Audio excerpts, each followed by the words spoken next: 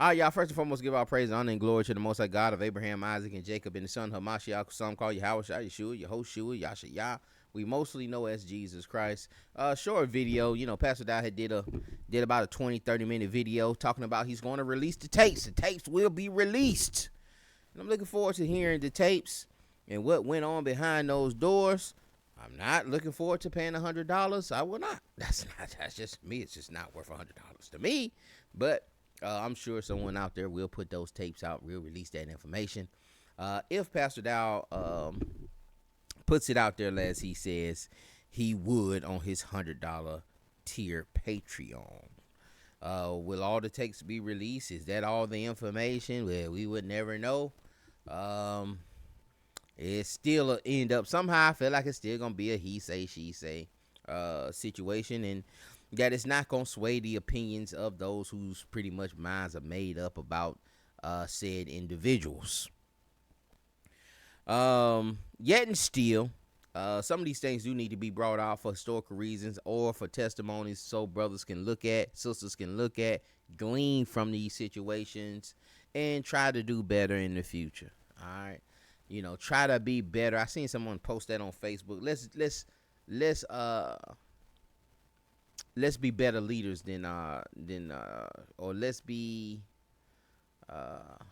do better than our leaders or something like that. Something like that. Man, we gotta do better than the leadership that we have in Israel, that we've had since the inception of Israel. To be honest, it's had bad leadership from its inception. We haven't had a Malcolm X. We haven't had even a Khalil Muhammad. We haven't had a great leader. We ain't even had a Ben Amin. All right. And the closest thing you have to it is Bishop Nathaniel. Just got to be 100. Far as dialoguing and the reach that he has. As far as his reaches goes, yeah, he has the loudest voice. He has the loudest voice probably, yeah, since this inception, since that One West, since the inception of that One West. They say 69. He's had the loudest voice, thus far. What that means. You take it for how you want to take it. But if we're being honest, he does have the loudest voice in Israel, and probably throughout the history of this One West Israelism. He's been a driving force, like we haven't seen. So all praise for that. But just gleaning from these situations where we see, like we just mentioned in Bishop Nathaniel, some of these other leaders from other organizations, like your ISUPK, your GMS, House of David. All of these brothers were initially in the same organization, or a lot of them were in the same organization at one point. And then when their leadership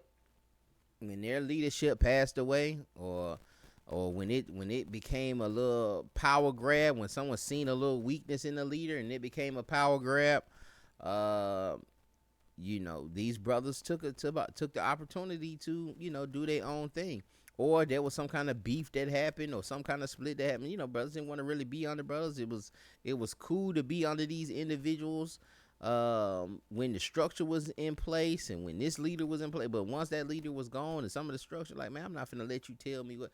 And this same thing is going to happen with Pastor Dow. When Pastor Dow transitions, or Pastor Rufus transitions, there may be a power grab. No matter what you draw up,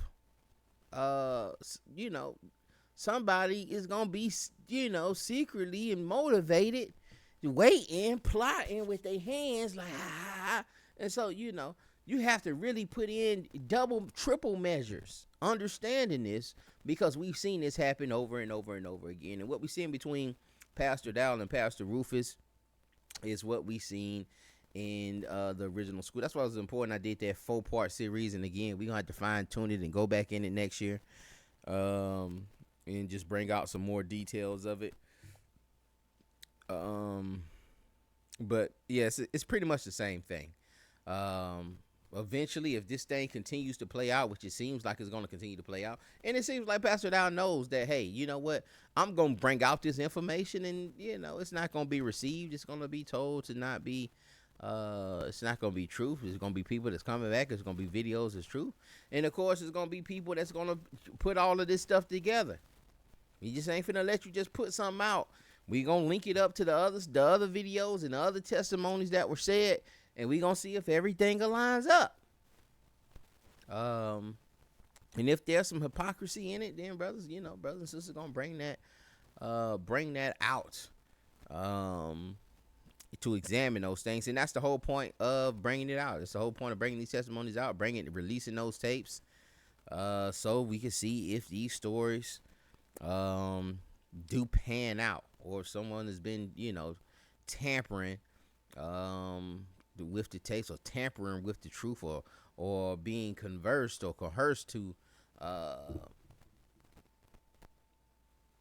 to be a false witness, or to give a false testimony. There's holes in the testimony. We just seen that recently too with Jay-Z and in that witness that's supposed to be on him, that some issues came up where she gave her testimony and it ain't really lining up somehow. It ain't lining up with what was within the documents. All right, the report that she gave on the video. So and that's that's my warning too to you, Pastor Dow, that make sure them testimonies make sure they line up, because brothers and sisters will be scanning through them. They're going to be scanning through them. If you release them tapes, they're going to scan through them second by second.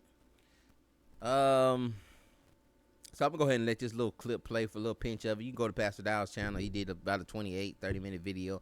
I'm sure y'all have seen it. Most of y'all who are over here, I'm sure you've seen it already. That's why I didn't put enough energy into clipping and cutting it up. I'm sure you've seen it. You know what was said and so forth. And I'm sure some of our good brothers are going to be doing videos on it, and I save it for them because they got more more what they call it, something in the game. Anyway, I can't come up with it. I can't think about it.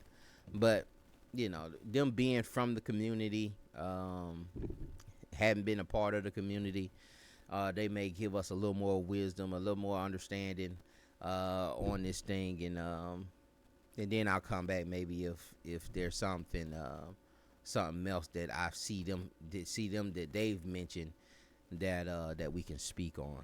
Let this thing play, and then we might roll out. Right there. Well, anyway, the testimonies of the brothers are coming, and you know what Rufus gonna say, right? Lies, all lies, and I'm gonna tell y'all right now, he ain't gonna stop. He can't stop. That's what happens when you don't have self-control and you're out of control.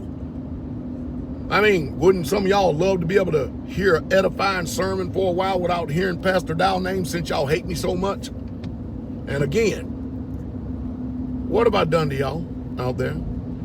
And I'm gonna tell you, man, like, it's what I was saying about gleaning from these situations. I like that ISUPK, and this is some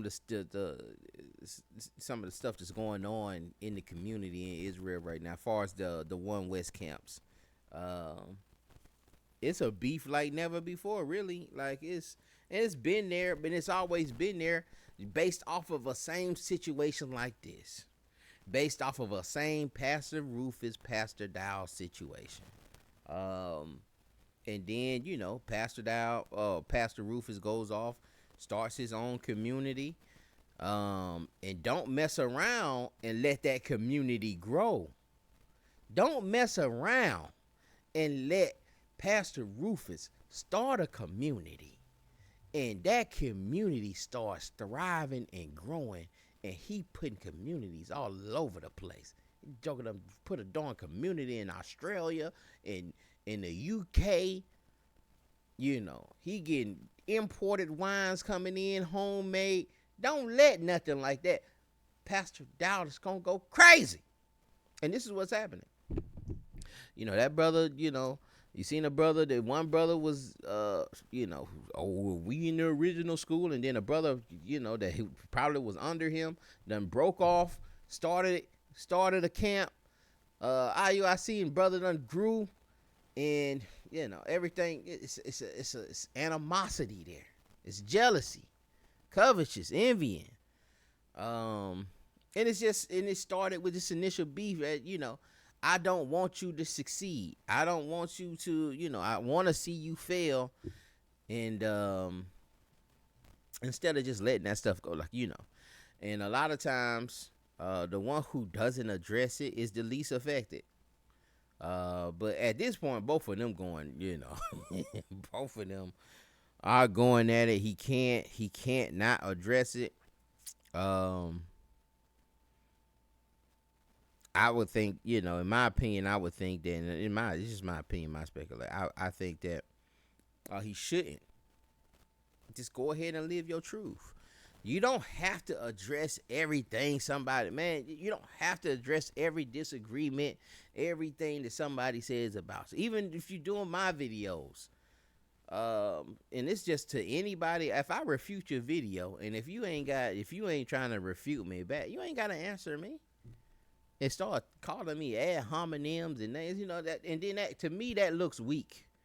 You gotta, if I go to and deal with something doctrinally with you, and then you gotta call me names. And that's what we're seeing, you know, again with this other group calling IUIC homosexuals, and you just gotta keep calling them ad hominems, and they police and da. So, we just gotta watch this thing, man. This thing gotta be documented. This may be a great cataclysm within community living within Israel that needs to be recorded. This could break off to two great community living establishments, and why they still have beef 70 years from now if Christ hadn't came. And you see this too with the Amish. With it's the Mennonites, and then it's another group that they don't mess with. And I think it's a branch that broke off. If somebody has some y'all hit the comments and let me know who's that. You got the Mennonites, and then you got another Amish group. They do not mess with each other. They do not mess with each other, man. They call them Gentiles. Let me let this thing finish out. When you listen to it, it's mostly just rhetoric and noise. Butthurt, feelings, emotions, all this old other stuff. And I said over and over again, I work so much. And I'm doing stuff. I mean, I'm constantly working for the kingdom so much. I don't have time for all this stuff like they do. I'm sorry, folks. I apologize that I can't make 7, 8, 9 hour podcast videos about one man. There's nobody that will ever garner that type of attention from me but Jesus. That's it. If I'm gonna talk about something. All right, y'all. And so again, you know, it's some little ad hominems thrown in there, and they gonna throw them at each other. You know, y'all willing. We'll see y'all on the next one. Pray this thing was edifying. Y'all be blessed. Shalom.